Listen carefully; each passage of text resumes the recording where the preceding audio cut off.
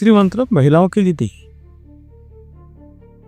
पुराने समय से सुनते चले आ, क्योंकि ऐसा बोलते हैं कि महिलाओं की 23 नाड़ियाँ होती हैं, पुरुषों की 24 होती, या ऐसा कुछ है। और गायत्री मंत्र से 24 अक्षर होते हैं, तो ऐसे 22-24 ऐसा कुछ है।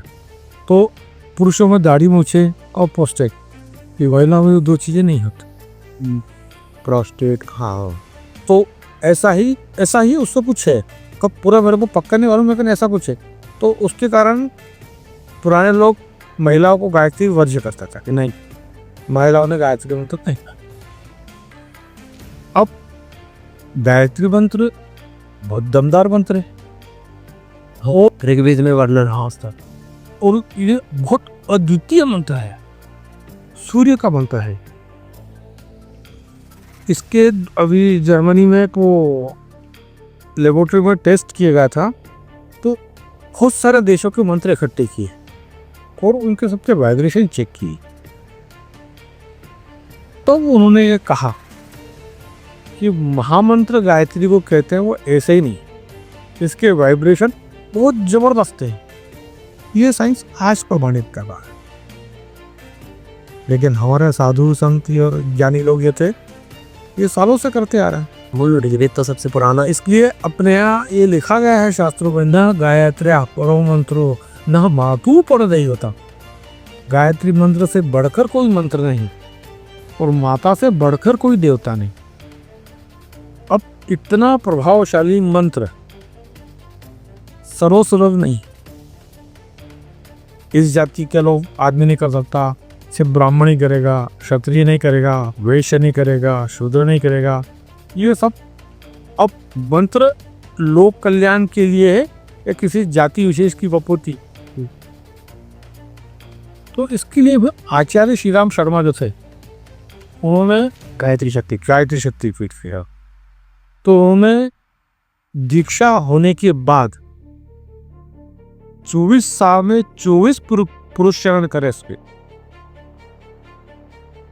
और उस पुरुषचरण के पश्चात गायत्री देवी प्रकट हुई, उनसे वरदान मांगने से कहा। अब ये सब जो हो रहा है, अब अपन क्या सोच रहे हैं कि ये श्री राम शर्मा की प्लानिंग होगी, ये नियति है। मतलब जो पुराने ऋषि मुनियों ने लिखा हुआ है कि ऐसा होगा ऐसा होगा, बहुत साल पहले का लिखा हुआ है, तो उस हिसाब से ये पूरा तय था। ये ऐसा श्री राम शर्मा जन्म लेंगे, एक आदमी जन्म लेगा, उसका नाम श्री राम शर्मा होगा, वो बाद में आचार्य बनेगा, फिर वो ऐसा करेगा। तो उन्होंने को वरदान मांगा, तो उन्होंने वरदान मांगा ये कि ये गायत्री मंत्र में लिंग भेद, जाति भेद, वर्ण भेद नहीं होना चाहिए। ये आचार्य जी तो अभी मतलब अब नहीं है वो, नहीं, पर अभी मतलब कुछ समय पहले के ही है ना, बहुत ज़्यादा पुराने नहीं है। बहुत ज़्यादा पुराने नहीं। तो ये जो अभी जो आप बता रहे हैं, तो ये उन्होंने अभी किया है। हाँ, तो उन्होंने पहले इसका नहीं चलता था कि पहले जैसे आप कह रहे हैं महिलाओं में वर्जित था, वर्जित, तो उस समय तक नहीं चल रहा था। मतलब ये एक तरीके से देखा जाए तो अभी शुरू हुआ है ऐसा, और आचार्य श्री राम शर्मा के बाद चालू हुए। उसके पहले तक महिलाओं को गायत्री मंत्र का वर्जित था। अभी भी जैसे पंडित जी कहते हैं कि माइक में तेज नहीं बोलना चाहिए गायत्री मंत्र, यहाँ मैंने तो ये भी सुना। वो क्या होता है कि ये जो मंत्र होते हैं, इसकी जो वाइब्रेशन होते हैं, ये माइक वगैरह वो फ्रिक्वेंसी पकड़ते नहीं। उन्हें शायद ये भी रहता है क्योंकि आजकल क्या है ना, जैसे साउथ में जनरली मंत्रों का प्रॉपर उच्चारण होता है, और अपने यहाँ शायद मुझे और कहा है कि वो मंत्रों में ऋग्वेद और यजुर्वेद, ये दोनों में फर्क है। दोनों के मंत्रों है, मंत्र वही है, हाँ, उच्चारण की पद्धति अलग अलग।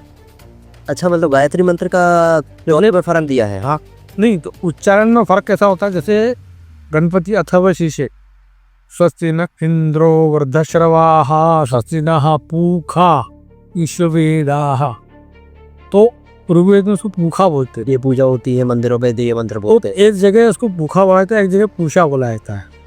तो दोनों सही है। हाँ, सही दोनों। कोई ऐसा है, कोई राम को मानता है, कोई कृष्ण को मानता है, कोई विष्णु को मानता है, है एक ही चीज, विष्णु का ही वो रूप है। और फिर अपने यहाँ ऐसा कहा गया है, आकाशात पतितम तोयम यथा गच्छति सागर, आकाश से पानी गिरेगा, नदियों में अलग अलग मिलेगा, जाएगा कहाँ? यथा गच्छति सागर, सागर में ही जाएगा। आकाशात पतितम तोयम यथा गच्छति सागर, सर्वदेव नमस्काराः केशवम प्रति गच्छति, सब भगवान को नमस्कार करो, आखिर में केशव पे पहुंचेगा। जी हाँ, ये वाला सलाह उधर मैंने पहले तो आप कहीं भी करो, जाएगा एक ही जगह वो। तो ये ऐसे सब अलग अलग थे। तो आचार्य श्री राम शर्मा ने इन सब बंधनों को, लोक कल्याण का था ना, कलयुग है तो लोक कल्याण कैसे करें, तो उनकी पूर्व योजना थी। ये शायद थोड़ा सा गीता में भी वर्णन है इसका कि आप किसी भी देवता को पूछते हैं तो आखिर में मेरे पास ही आता है। हाँ, मतलब वो सर्वदेव नमस्कार केशवम प्रति गच्छति, केशव के प्रति ही आता है वो। जैसे समुद्र, सब नदियों का पानी आखिर जाएगा कहाँ? समुद्र में ही, इसके अलावा कोई जगह ही नहीं। तो इसलिए फिर उन्होंने लिंग भेद, जाति भेद, वर्ण भेद, स्त्री पुरुष, ये सब बदलों से मुक्ति का वरदान मांगा कि गायत्री मंत्र है तो ये सही के लिए हो जाए, सबके लिए सुलभ कराया। गायत्री माता से उन्हें वरदान मांगा। ये इसके बाद भी उन्होंने एक वरदान और मांगा कि जो आदमी मेरी आवाज के साथ रेजोनेट होकर जो भी इस मंत्र को बोलेगा, तो उसने अगर 24 गायत्री मंत्र बोला तो 24,000 गायत्री मंत्र बोलने के बराबर उसको पुण्य मिलेगा। ऐसा बोलने के पीछे उद्देश्य, उसका उद्देश्य ये, जैसे लोग बोलते हैं मैंने ये मंत्र सिद्ध कर दिया, वो क्या दुनिया का पहला आदमी है? नहीं, तो वो मंत्र सिद्ध किया। और सिद्ध करने का अर्थ क्या रहता है यहाँ पर? वो हजारों लोग सिद्ध कर चुके हैं, तो तुमने कुछ मंत्र सिद्ध करके कुछ नया तीर मारा क्या? नहीं, तुमने मंत्र सिद्ध नहीं किया है। तो उस मंत्र के वाइब्रेशन और फ्रिक्वेंसी के हिसाब से तुमने जब उसका जाप किया तो तुम्हारी बॉडी की ट्यूनिंग उस हिसाब से हो गई, इसलिए वो मंत्र अब तुम्हारे काम आ रहा है।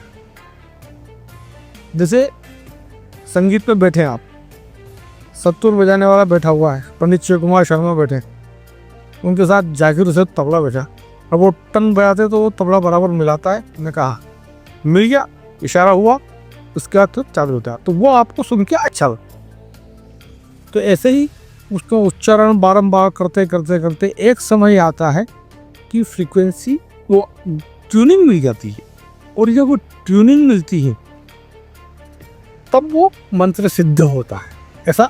ऐसा बोलते रहो कि मंत्र सिद्ध हो गया। तो सिद्ध का ये रहता है कि किसी मंत्र को सिद्ध करने का अर्थ ये हो गया कि जो मंत्र का जो प्रॉपर मतलब एक तरीका है और उसमें हम जाके रम गए, उसका प्रैक्टिस कर। हाँ, अब इसमें भी एक चीज़ है कि अब सिद्ध करने का प्रॉपर तरीका क्या है।